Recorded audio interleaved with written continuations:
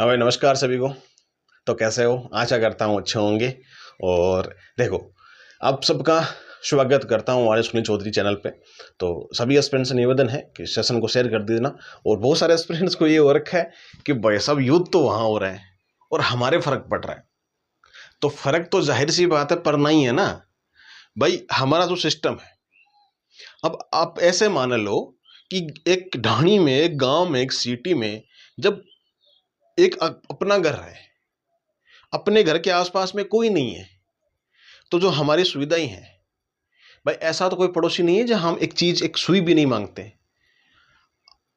Import export तो चलता रहता है ना। तो वही बात यहां लागू होती है। हमारे देश भी दूसरे देशों पे निर्भर है, दूसरे देश भी हमारे देशों पे निर्भर है, एक दूसरे के तत्पर है। ठीक है, तो रहना पड़ता है। हमेशा हर चीज इंसान के पास में संपूर्ण नहीं होती है, चाहे इंसान हो, कोई भी हो, एक्स वाई जेड। एक देश हो, एक छोटा कस्बा हो, स्टेट हो, कोई भी चीज हो। तो अमेरिका में इमरजेंसी लागू होने की चर्चाएं चल रही है। फिर बात करते हैं कि भारत में लॉकडाउन की तैयारी। ये दोनों बड़ी अपडेट्स क्या हो सकती है, इसके ऊपर अब हम चर्चा करेंगे। छोटा सेशन होगा, शानदार सेशन होगा, आशा करता हूं अच्छा लगेगा। और शेयर भी कर देना सेशन को, ठीक है। तो पहली बात, तो अमेरिका में क्या सीन चल रहा है अभी। तो अमेरिका में अभी ट्रंप साहब ने ये चीज मेंशन की थी। अभी आपको मैं जो न्यूज वगैरह उस पर आपको दिखाने वाला हूँ। ठीक है, हम कितना क्या एक्सपोर्ट करते हैं, इंपोर्ट करते हैं, तो ये चीज आप देख सकते हो। अमेरिका में नेशनल इमरजेंसी, ट्रंप ने किया वीटो का इस्तेमाल, कहा डेमोक्रेसी ने नेशनल क्राइसिस पैदा कर रखा है। तो नेशनल क्राइसिस तो वैसे ही आपने पैदा कर रखा है, शानदार तरीके से कर रखा है। बीच में कूदना होता है इसराइल, ईरान इसराइल के बीच में। अब आप कैसे भी करके इसराइल का सपोर्ट करें, किसी का भी सपोर्ट करें, लेकिन बैकबोन बन के तो आप खड़े रहते हो ना उसके पास में। तो वही चीजें होती है। ईरान भी कम थोड़ा है चीजों में लेकर के। ईरान भी पूरे हर चीज का जवाब दे रहा है। ईरान भी पीछे नहीं हट रहा है इस चीज को लेकर के।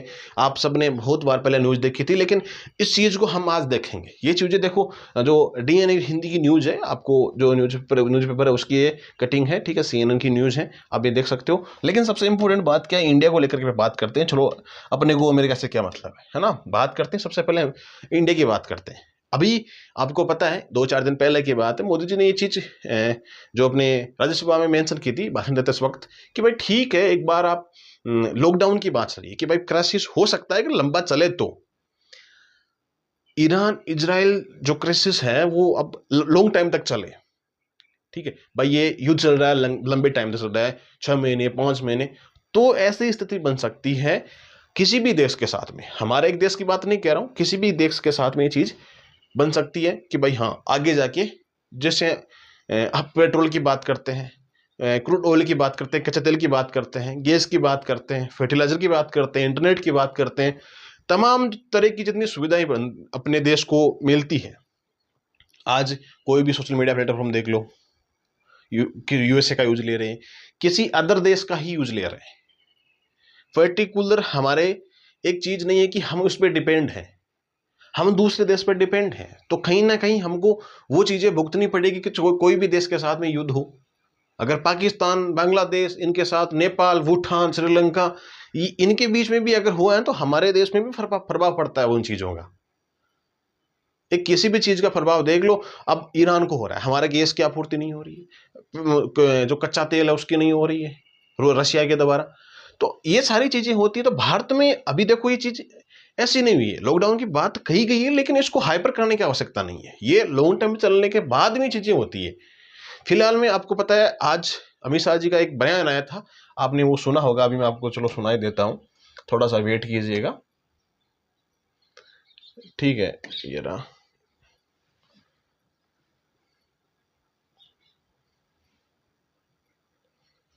इसको वहां लगा दिया करो, मैं सबसे अपील करना चाहता हूँ, आपको शायद वॉइस। नरेंद्र मोदी सरकार पर भरोसा कर रोज जितना उपयोग करते हैं कि ये कर देंगे, वो कर। मैं सभी को आज आश्वस्त करना चाहता हूँ, कोई डरिए मत, कुछ नहीं होने वाला है। पर्याप्त मात्रा में पेट्रोलियम प्रोडक्ट्स का रिजर्व हमारे पास है, और जो पैनिक फैलाकर जो नागरिक अपनी गाड़ी में रोज 10 लीटर पेट्रोल डालता था, वो आज पूरा टंकी फुल करा रहा है। डर लग रहा है इसके उसको। कारण कुछ पेट्रोल पंप पर पेट्रोल एक दिन के लिए समाप्त होता है। मैं सबसे अपील करना चाहता हूँ। तो ठीक है, तो ये चीज थी, आपको ये चीज ध्यान रखने की आवश्यकता है ना। तो मेरे कहने का मतलब यही है कि देखो, चीजें आपूर्ति, इंपोर्ट एक्सपोर्ट चलता रहता है, लेकिन कभी कभी क्या होता है कि जैसे मान लो कि अब चारों तरफ ये माहौल बना दिया गया कि ठीक है भाई, आपका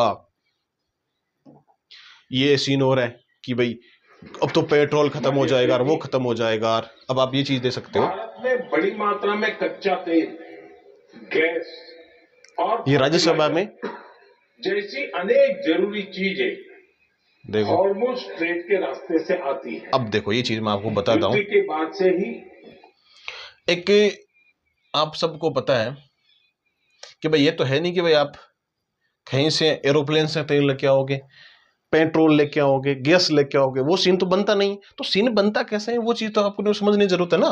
जैसे देखो कितना अपने को प्रोडक्शन होता है ना। इंपोर्ट इंडिया कितना प्रोडक्शन करता है कच्चा तेल का, तो आप देख सकते हो 233 मिलियन मेट्रिक टन। तो विश्व का थर्ड लार्जेस्ट क्या है, इंडिया इंपोर्ट करने वाला कच्चा तेल का है। ये कब तक की है, वो 1990 से लेकर 25 तक के डेटा दिखा रहा हूं मैं आपको, ठीक है। जो अब आप आंकड़ा ये लगा सकते हो, गैस की आपूर्ति होती है तकरीबन, एलपीजी की आपूर्ति होती है 60% तक। अभी ये वीडियो भी ये बात मेंशन थी।